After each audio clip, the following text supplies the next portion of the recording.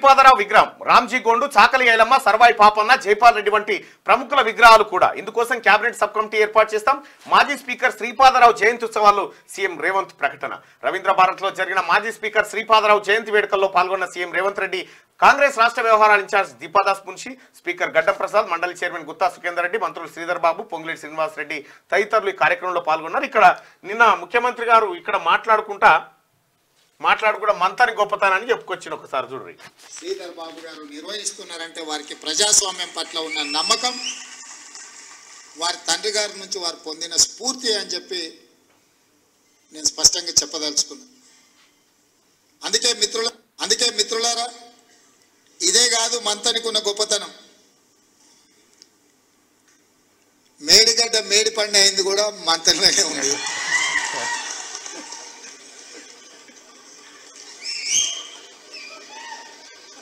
ఇప్పుడు అందరూ అక్కడికే వెళ్తున్నారు చూసి వస్తామని. అది కూడా వారి ప్రాంతంలోనే ఉంది. మొట్టమొదట వారే కనిపెట్టి మమ్మల్ని అందరినీ తీసుకెళ్ళిండు. మొట్టమొదట నన్ను, రాహుల్ గాంధీ గారిని అక్కడికి తీసుకెళ్ళడం జరిగింది. ఆ తర్వాత మీడియా కావచ్చు, ప్రతిపక్షాలు కావచ్చు, పాలకపక్షం కావచ్చు, మేమందరం అక్కడికే వెళ్ళి చూస్తున్నాం. మంతనికి అంత ప్రత్యేకత ఉన్నది. ఏది ఏమైనా శ్రీపాదరావు గారు లాంటి నాయకులు, ఆదర్శంగా ఉండేవాళ్ళు తెలంగాణ ప్రాంతానికి ప్రాతినిధ్యం వహించడం మనందరికీ గర్వకారణం. పెద్దలు జీవన్ రెడ్డి గారు చెప్పినట్టు, అన్న చాడ వెంకటరెడ్డి గారు చెప్పినట్టు, ప్రముఖుల విగ్రహాలు ట్యాంక్ బండ్ మీద ఉండాలి. తెలంగాణ యొక్క గొప్పతనము, తెలంగాణ నాయకుల యొక్క త్యాగము అక్కడికి వచ్చే ప్రతి ఒక్కరికి అవగాహన ఉండాలి అని సూచన చేసిండ్రు. నేను కూడా ఆలోచన చేస్తూ ఉంటే ఏం చేస్తే బాగుంటుందో అని. ఖచ్చితంగా తెలంగాణ రాష్ట్రంలో ఉన్న గొప్ప గొప్ప వ్యక్తులు, కొమరం భీం కావచ్చు, రామ్జీ గోండ్ కావచ్చు, చాకలి ఐలమ్మ కావచ్చు, సర్దార్ సర్వాయి పాపన్న గౌడ్ కావచ్చు, ఈ తరంలో పివి నరసింహారావు గారి విగ్రహం వచ్చింది, జైపాల్ రెడ్డి గారు కావచ్చు, శ్రీపాదరావు గారు కావచ్చు, ఇట్లా చాలామంది ప్రముఖులు తెలంగాణ ప్రాంతంలో దేశ రాజకీయాలను ప్రభావితం చేసే విధంగా, 10 తరాలకు ఆదర్శంగా నిలబడే విధంగా ప్రజా జీవితంలో ఉన్న వాళ్ళను చాలామందిని మనం స్మరించుకునే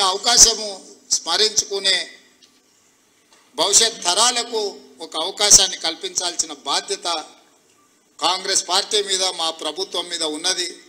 తొందరలోనే తప్పకుండా పర్యాటక శాఖ మంత్రిగా ఇతర మంత్రులతోటి ఒక మంత్రివర్గ ఉపసంఘాన్ని నియమించి తప్పకుండా ట్యాంక్ బండ్ మీద విగ్రహాలను పెట్టే విధంగా.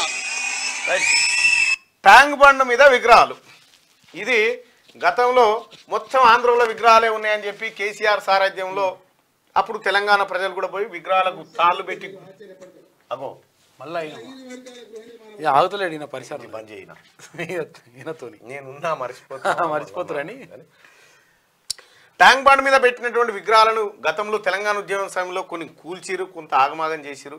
అయితే కేసీఆర్ 10 ఏళ్ల కాలంలో వీటిని ముట్టుకోలే, ఆడ విగ్రహం పెట్టలే. ఏమన్నాడు, వీటిని తీసుకుపోయి ఆంధ్రాకి పంపించేస్తాం, మనకి పెట్టుకుంటాం, మన మహనీయులే పెట్టుకుంటాం అని చెప్పి. ఎక్కడ ఆయన నేనే మహనీయుని మళ్ళీ చెప్పిండు. అట్లా ఇప్పుడు తెలంగాణ ప్రభుత్వం వచ్చి సాకలి ఐలమ్మ, రామ్జీ గోండు, కొమరం భీము, షోయబుల్లా ఖాను, శ్రీపాదరావు, సర్దార్ సర్వాయి పాపన్న, జైపాల్ రెడ్డి ఇట్లా అందరి విగ్రహాలతోటి ట్యాంక్ బండ్ కలకల్లాడే విధంగా కొత్త రూపును తీసుకొస్తామని చెప్పి రాష్ట్ర ప్రభుత్వ అధినేత ప్రకటించారు.